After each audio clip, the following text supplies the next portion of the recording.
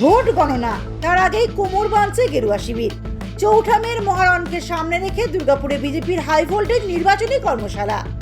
বোলপুর, বীরভূম, পূর্ব বর্ধমান, দুর্গাপুর 4 সাংগঠনিক জেলার 28 জন প্রার্থী ও কাউন্টিং এজেন্টদের নিয়ে চলল রুদ্ধদ্বার বৈঠক। উপস্থিত কেন্দ্রীয় পর্যবেক্ষকরা। তৃণমূল স্তরে ভোট হয়ে গিয়েছে, এখন অপেক্ষা শুধু চৌঠা মের।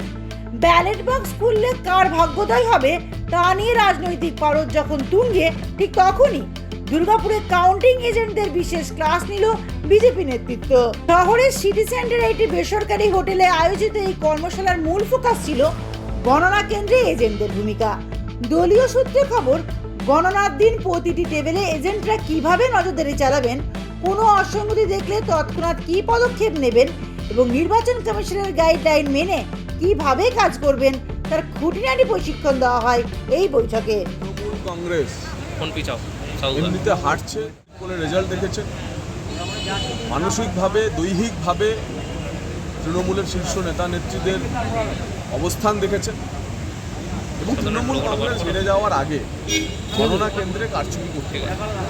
আমরা সেই গণনা কেন্দ্রে তৃণমূল কংগ্রেস কারচুপি করলে কি প্রতিষেধক দেব তা নিয়ে আজকে আমাদের বৈঠক।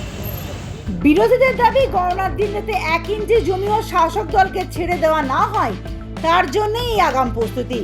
কেন্দ্রীয় পর্যবেক্ষকরা এই দিন স্পষ্ট বার্তা দেন, গণনা শেষ না হওয়া পর্যন্ত টেবিল ছাড়া চলবে না। পাশাপাশি সাংগঠনিক সংহতি বজায় রেখে প্রতিটি রাউন্ডের হিসাব মেলাতে কড়া নির্দেশ দেওয়া হয়েছে।